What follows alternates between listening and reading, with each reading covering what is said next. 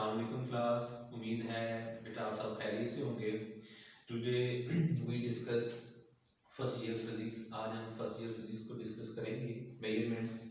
तो जो हमारा इसमें टॉपिक है, मेन टॉपिक है dimensions. What are the dimensions, dimensions की एप्लीकेशंस क्या हैं, ये कहाँ कहाँ यूज होते हैं, किस लिए ज़रूरी है।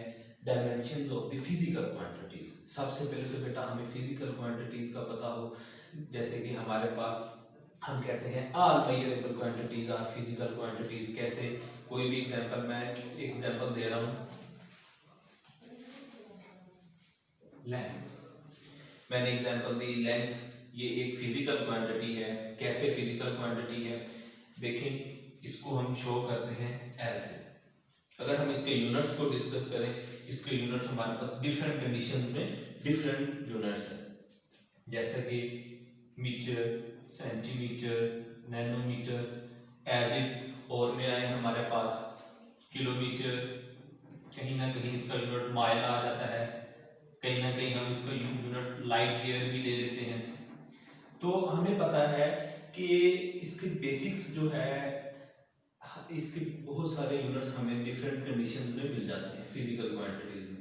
लेकिन डायमेंशन की जरूरत इसलिए पेश आई कि डायमेंशन से ये होगा कि हमें इससे इस चीज का आइडिया हो जाएगा कि उस ऑब्जेक्ट को किस वे में शो करवाना है। ऑब्जेक्ट को, जैसा कि हमारे पास बेसिक हम डायमेंशन जो पढ़ते हैं वो होता है लेंथ, मास, टाइम। इनके अंदर रहते हुए बाकी चीजों को डिस्कस करते हैं। वैसे तो आगे टेम्परेचर और बहुत से इनमें पढ़ेंगे, लेकिन बेसिक इन तीनों को हम सामने रखते हुए पूरे डायमेंशंस जो फिजिक्स में जितने भी हैं, मैं कोशिश करूंगा कि आज आपको बेटा कवर अप करवा सकूं कि डायमेंशंस जितने भी फिजिक्स में हैं उनको रिलेट करें। तो उसके लिए सबसे पहले मैं आपको आइडिया देता हूं कि जैसे कि हमारे पास मैंने लेंथ का लिख दिया, ये मैंने लिखे कि इनके यूनिट्स हैं। तो डायमेंशन की जरूरत क्यों पेश आई? जरूरत इसलिए पेश आई कि हमें आइडिया हो जाए, कोई एक ऐसा सिंबल हमें मिल जाए कि जो उसकी स्पेसिफिक या कैरेक्टराइजेशन या प्रॉपर्टीज को बताए। क्या मतलब, जैसे कि लेंथ को हमने एक कैरेक्टर कर दिया, उसको शो करना शुरू कर दिया एल से। इसी तरह बेटा मास है, इसको हमने इसकी बेस क्वांटिटीज को देखते हुए इसको m से शुरू कर दिया। टाइम है, इसको t से शुरू कर दिया।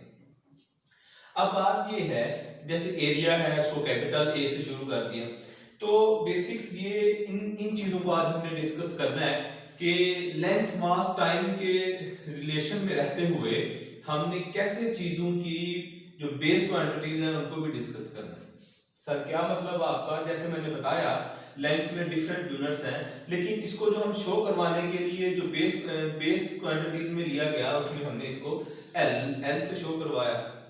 इसी तरह हमारे पास, अब देखिए अगली बात है फिजिकल क्वांटिटीज। मैंने बताया ऑल मेजरेबल क्वांटिटीज। जैसे कि अभी देखते हैं, मैं लिखता हूं एक ऑब्जेक्ट है, उसकी लेंथ है 5 सेंटीमीटर। तो बेटा 5 सेंटीमीटर, इसमें अब बेस क्वांटिटीज क्या है देखें। अब अगर आप देखें तो ये हमारे पास क्या आ गई, एक न्यूमेरिकल वैल्यू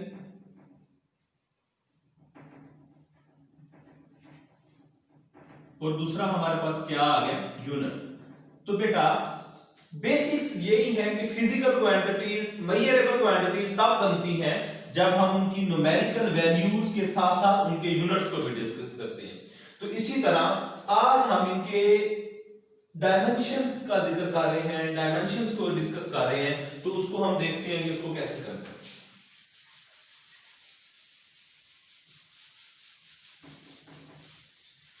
तो बेटा सबसे पहले जो है हमारे पास, हम लेंथ को ही देखते हैं। तो बेसिक अब डायमेंशन होता क्या है, फर्ज करें मैं लेता हूं हमारे पास मास का डायमेंशन, लेंथ का डायमेंशन और टाइम का डायमेंशन। लेंथ के लिए क्या होगा, लेंथ में देखें जी मास 0, लेंथ है तो 1, टाइम 0। तो लेंथ का जो हमारे पास डायमेंशन आ जाएगा 0 1 0। बेसिक असल जो डायमेंशन है वो ये चीज है। ये तो इनके ऐसे कह लें कि ये ऐसी कैरेक्टराइजेशन हमने वर्ड्स में लिखी हुई है, अल्फाबेटिकल वर्ड्स में, जो इनको शो करवा रही है। लेकिन डायमेंशन क्या आ गया 0 1 0 लेंथ का। आगे मैथ्स का देखते हैं। अगर मैथ्स का मैं लिखता हूं तो बेटा मैथ्स का 1 मैथ्स मौजूद है, लेंथ मौजूद नहीं है 0, टाइम मौजूद नहीं है 0, तो इसका डायमेंशन क्या आ गया 1 0 और 0। तो this is the dimension, These are the dimensions। बेटा ये हमारे पास क्या होंगे, इनके डायमेंशन होंगे। अब तीसरा टाइम का देखते हैं। अगर टाइम का देखें तो हमारे पास मैथ, लेंथ, टाइम, मैथ भी नहीं है, लेंथ भी नहीं है, टाइम है, तो ये क्या आ जाएगा हमारे पास 0 0 1। तो बेटा यहां पे हमारे पास जो टाइम का जो डायमेंशन आ गया वो क्या होगा बेटा 0 0 and 1। So this is the basics. ये डायमेंशन जो है आज हमने डिस्कस करने हैं। किसके, फिजिक्स के जितने भी हमने देखे हैं कि कहां कौन सी क्वांटिटीज डायमेंशन वाली है, कौन सी डायमेंशन लेस है। तो बेटा ये लेंथ, मास, टाइम को तो हमने देख लिया। इसके आगे बेसिक्स की तरफ हम जाते हैं। जैसे कि अब हमारे पास है एरिया। एरिया किससे शो करते हैं जी, ए से। लेकिन अब देखना ये है कि एरिया का डायमेंशन क्या होगा हमारे पास, वो देखना है। इसको भी एरिया किसकी प्रॉपर्टी है, लेंथ की है, तो उसके लिए हम इसको भी देखते हैं। एरिया इज इक्वल टू होता है length multiply by breadth, length multiply by breadth. तो बेटा लेंथ का डायमेंशन जो है हमारे पास जो अल्फाबेटिकल वैल्यू है l, ब्रेड्थ भी जिस्म की विड्थ को बता रही है, तो उसको भी हम डिस्टेंस में ही मेजर करेंगे। अगर डिस्टेंस में मेजर कर रहे हैं, देखिए लेंथ को हम किस में मेजर कर रहे हैं, लेंथ को डिस्टेंस भी हम कहेंगे यहां पे, ठीक है। हाइट भी इसी में आएगी, विड्थ भी इसी में ही आएगी। तो ये टोटल इक्वल टू जो है सारे किसके इक्वल होंगे, अल्फाबेटिकल वैल्यू l के इक्वल होंगे, जो कि लेंथ को बता रहे हैं। तो ब्रेड्थ है, ब्रेड्थ भी l को बताएगी, ठीक है जी। तो हमारे पास अब हम स्टार्ट कर रहे हैं, तो एरिया का जो डायमेंशन हो जाएगा वो क्या हो जाएगा l स्क्वायर जनरल, ठीक है जी। तो इसी तरह ये थी बेसिक्स। आगे हम इसको अब चलाएंगे। एरिया के बाद कौन कौन सी चीजें आती हैं उनको देखते हैं। इस चीज की आई होप सो कि आपको समझ आ गई होगी।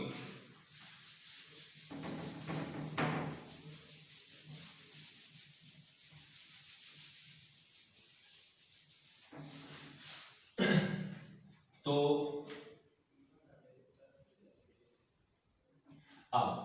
अब हम देख रहे हैं जी अगले डायमेंशन।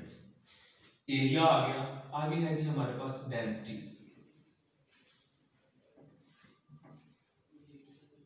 डेंसिटी क्या होता है हमारे पास, डेंसिटी ऑब्जेक्ट का मास पर यूनिट वॉल्यूम। मास का डायमेंशन हमने अभी देखा, जो मास को किससे शो करेंगे, m से, ओके, ओवर। वॉल्यूम बेटा क्या होता है, वॉल्यूम होता है हमारे पास length cross breadth cross height. तो अगर देखा जाए तो ये हमारे पास बेटा किसके इक्वल आ गया, लेंथ का भी l, ब्रेड्थ का भी l और h का भी l, तो ये हमारे पास आ गया l क्यूब। तो बेटा अब वॉल्यूम की जगह क्या मैं लिख सकता हूं l क्यूब। तो अब हमारे पास डेंसिटी का डायमेंशन क्या बनेगा, वो बन जाएगा, ये बेटा जी डिवीजन में है, जब ये ऊपर जाएगा तो ये इनवर्स में वैल्यू चली जाएगी। ये हमारे पास प्रिंसिपल्स होते हैं, जो पावर है वो फिर इनवर्स बन जाती है। तो ये हमारे पास किसका डायमेंशन आ गया जी, डेंसिटी का। किसका डायमेंशन आ गया जी, डेंसिटी का। तो अगर देखा जाए इसको साथ दूसरी फॉर्म में लिखें तो ये कैसे लिखूंगा मैं,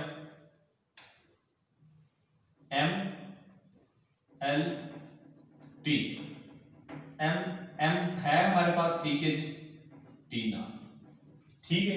तो ये हमारे पास डायमेंशन की फॉर्म बन गई। अब सर डेंसिटी का यूनिट क्या होगा, यूनिट ऑफ डेंसिटी। देखिए एम मैस है, मैस का यूनिट क्या हो गया केजी। लेंथ है, लेंथ का यूनिट क्या होगा मीटर, लेंथ का क्यूब इनवर्स है मीटर क्यूब। अब टाइम है, टाइम का यूनिट क्या हो गया, यहां पे देखिए हमारे पास क्योंकि टाइम नहीं है, टाइम जीरो है, जीरो हो जाएगा, तो ये हमारे पास क्या आ गया कि डेंसिटी का यूनिट आ गया kgm-3। तो ये हमारे पास किसका यूनिट आ गया जी, डेंसिटी का, और ये हमारे पास डायमेंशन किसका आ गया, डेंसिटी का। इसी तरह डेंसिटी के बाद हम देखते हैं वेलोसिटी को। व्हाट इज वेलोसिटी, वेलोसिटी को जब देख रहे हैं, वेलोसिटी हमारे पास होता है rate of change of displacement, rate time, तो जनाब मतलब displacement over time. Displacement length के ही कैरेक्टर में आ रही है, तो डिस्प्लेसमेंट को क्या लिख दूंगा एल, टाइम को क्या लिख दूंगा टी, तो इसका डायमेंशन क्या आ जाएगा एल टी इनवर्स। तो ये हमारे पास क्या आ गया जी, डिस्प्लेस वेलोसिटी का डायमेंशन आ गया। अब इसी तरह इसका यूनिट क्या होगा, तो जनाब लेंथ का यूनिट क्या होता है मीटर, टाइम इनवर्स है सेकंड इनवर्स आ गया। तो हमारे पास ये इसका क्या ड्राइव हो गया, this is the unit from this dimension and this is the dimension from this formula. तो ये हमारे पास वेलोसिटी का भी आ गया। आगे हम चलते हैं, आगे है जी हमारे पास, इधर तक बेटा समझ आ गई सबको, आगे चलते हैं। तो बेटा जी यहाँ पे हम देख रहे हैं एक्सीलरेशन को, डिफरेंट क्वांटिटीज हैं। एक्सीलरेशन क्या होता है हमारे पास, change in velocity over time, change in velocity. अब वेलोसिटी हमारे पास सबसे पहले तो हमने देखना है कि वेलोसिटी हमारे पास क्या है। जैसा कि मैंने आपको बताया वेलोसिटी होता है जी डिस्प्लेसमेंट ओवर टाइम, ये टी नीचे आ गया। डिस्प्लेसमेंट का जो है हमारे पास एल डायमेंशन जो है ये हो जाएगा टी स्क्वायर। तो बेटा ये हमारे पास बेटा टोटल डिफाइन हो जाएगा, ये हमारे पास एक्सीलरेशन का डायमेंशन आ गया। तो इसका अगर यूनिट देखेंगे तो देख लें, लेंथ का यूनिट मीटर, टाइम का यूनिट सेकंड, ऊपर मीटर स्क्वायर है तो सेकंड इनवर्स स्क्वायर है, तो हमारे पास ये इसका क्या आ गया यूनिट। इसी तरह आगे एक्सीलरेशन के बाद आ गया फोर्स। फोर्स क्या होता है, फोर्स होता है हमारे पास F is equal to m cross a, product of mass and acceleration F is equal to हमने बाय न्यूटन सेकंड लॉ हमने इसको ड्राइव भी किया। तो बेटा मास का डायमेंशन m, एक्सीलरेशन है, अभी हमने इस डायमेंशन से एक्सीलरेशन को अगर देखें तो हमारे पास a का डायमेंशन क्या आ गया था, तो बेटा ये हमारे पास फोर्स का डायमेंशन आ गया। ये 2020 में ये पीपीएससी का जो एग्जाम था अभी फिजिक्स लेक्चरर का, तो उसमें ये फोर्स का डायमेंशन भी पूछा गया था कि फोर्स का डायमेंशन क्या है, इसको डिफाइन करें, ड्राइव करें। तो बेटा ये हमारे पास फोर्स का डायमेंशन ड्राइव हो गया। आगे है हमारे पास प्रेशर। प्रेशर, अब प्रेशर क्या होता है जी, अब देखिए अब हमने फोर्स को डिस्कस कर लिया, अब सारे तकरीबन फोर्स में शामिल होंगे। Force per unit area, force का यूनिट क्या है हमारे पास, force per unit area, force का यूनिट क्या है ये हमारे पास mlt-2। एरिया क्या होता है हमें पता है, लेंथ क्रॉस ब्रेड्थ, या इसको आप लिख सकते हैं ओवर एल स्क्वायर, इसका भी एल हो जाएगा, इसका भी एल, तो इसको हम लिखेंगे mlt-2 क्रॉस l-2। तो ये हमारे पास किसके इक्वल आ जाएगा, ml इनवर्स t-2। तो ये हमारे पास डायमेंशन बेटा किसका आ गया, प्रेशर। प्रेशर का यूनिट क्या होगा, मास का क्या होता है जी केजी, लेंथ का मीटर इनवर्स, टाइम का s-2। kg/m(s-2), m−s-2 भी इसको लिखते हैं। तो ये हमारे पास प्रेशर का यूनिट वैसे हमारे पास होता है पास्कल भी होता है, दोनों यूनिट हम ड्राइव करते हैं, लेकिन ये हमने डायमेंशन से जो इसका यूनिट निकाला वो हमारे पास ये आ गया। ठीक है जी, आगे हम चलते हैं, प्रेशर भी ड्राइव होगी, आगे हम एनर्जी को डिस्कस करते हैं। What is energy? एनर्जी होता है the ability of a body to do some work, किसी भी जिस्म की काम करने की सलाहियत। तो बेटा वहां पे हम अब डिस्कस कर रहे हैं सबसे पहले काइनेटिक एनर्जी। काइनेटिक एनर्जी होता है हाफ mv², v वेलोसिटी है, m मास है, तो इसको मैं कैसे लिखूंगा, m का डायमेंशन। अब हमारे पास बेटा जो v आ गया, v² है, तो वेलोसिटी क्या होता है, डिस्प्लेसमेंट ओवर टाइम, बोथ का स्क्वायर। ठीक है जी, अब डिस्प्लेसमेंट क्या होगा, m, डिस्प्लेसमेंट का अगर स्क्वायर है तो इधर लेंथ का भी स्क्वायर आ जाएगा, ओवर टाइम का स्क्वायर है तो इधर टाइम का भी स्क्वायर, ये आ जाएगा हमारे पास ml² t-। तो ये बेटा हमारे पास डायमेंशन किसका आ गया, काइनेटिक एनर्जी का। अब इसी तरह आगे हम देखना चाहेंगे कि पोटेंशियल एनर्जी का क्या डायमेंशन है, उसको देख लेते हैं।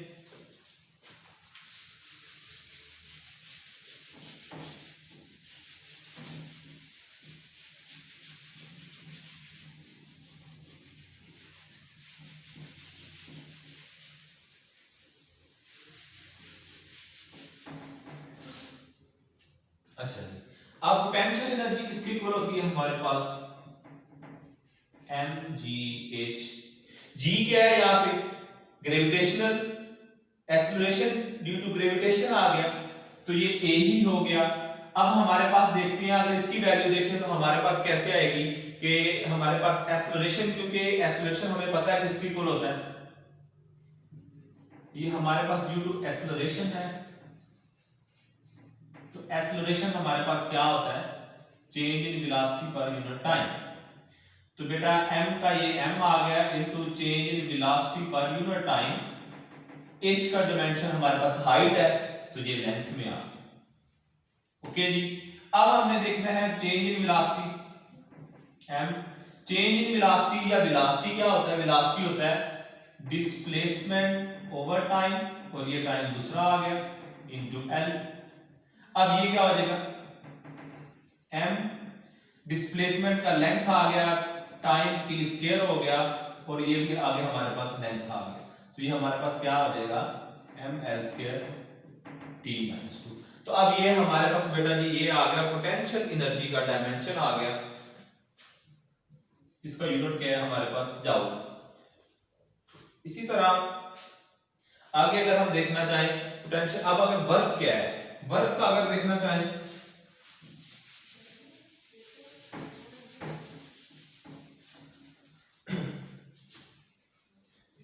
वर्क क्या होता है, वर्क होता है हमारे पास फोर्स एंड डिस्प्लेसमेंट, मतलब कि जितना वो बॉडी, जितनी किसी बॉडी पे फोर्स लगाई जाए, अगर वो उतना ही डिस्टेंस कवर करे उसी डायरेक्शन में, तो हमारे पास वो होता है वर्क डन के इक्वल।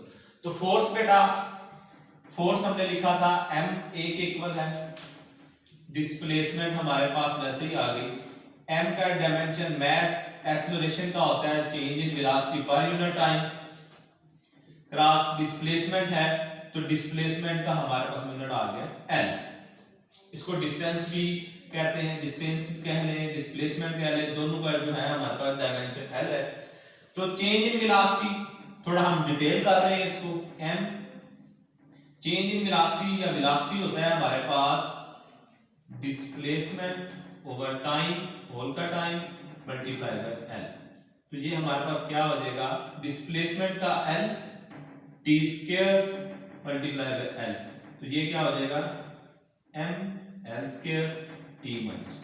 तो ये हमारे पास बेटा जी वर्क डन का डायमेंशन आ गया। तो मैं कह सकता हूं कि वर्क डन क्या होता है, किसी भी बॉडी का जो टोटल बताता है कितनी फोर्स लगाई गई, कितना उसने डिस्टेंस कवर किया in the direction of force. जैसे कि अब वर्क, ये देखिए हमारे पास सिंपल सी चीज है कि मैं इसको अगर इस पे फोर्स लगा रहा हूं और इसी डायरेक्शन में मूव कर रहा है, तो ये क्या हो गया, वर्क डन हो गया। जिस डायरेक्शन में फोर्स लगाई जाए अगर उसी डायरेक्शन में बॉडी डिस्टेंस कवर कर ले तो वो भी किसके इक्वल होता है, वर्क डन के। तो ये बेटा बेसिक हमारे यूनिट्स थे, ये हमने आज ड्राइव कर लिए हैं। तो आज का लेक्चर हमारा यही एंड होता है कि डायमेंशंस को डिस्कस करना था हमने तकरीबन, और आगे भी बहुत सारे हैं, स्ट्रेस, स्ट्रेन। अब आपको ये तो थे हमारे पास डायमेंशन लेस कौन सी क्वांटिटीज होती हैं। एक एग्जांपल दे दूंगा क्योंकि टाइम हमारे पास कम है। सर ये तो डायमेंशन होगी, डायमेंशन लेस क्या होता है, फर्ज करें स्ट्रेन क्या होता है हमारे पास। स्ट्रेन होता है जी change in length over original length. बेटा जी हम इसको किससे लिखते हैं, del L over L. Okay, L length का भी डायमेंशन ये है, एल का भी डायमेंशन ये है, they both cancel each other, ठीक है जी, इन दिस वे। तो हम इसे कह देंगे ये क्या है जी, डायमेंशन लेस क्वांटिटी है। सर कोई और एग्जांपल दें। हमें पता है रिफ्रैक्टिव इंडेक्स,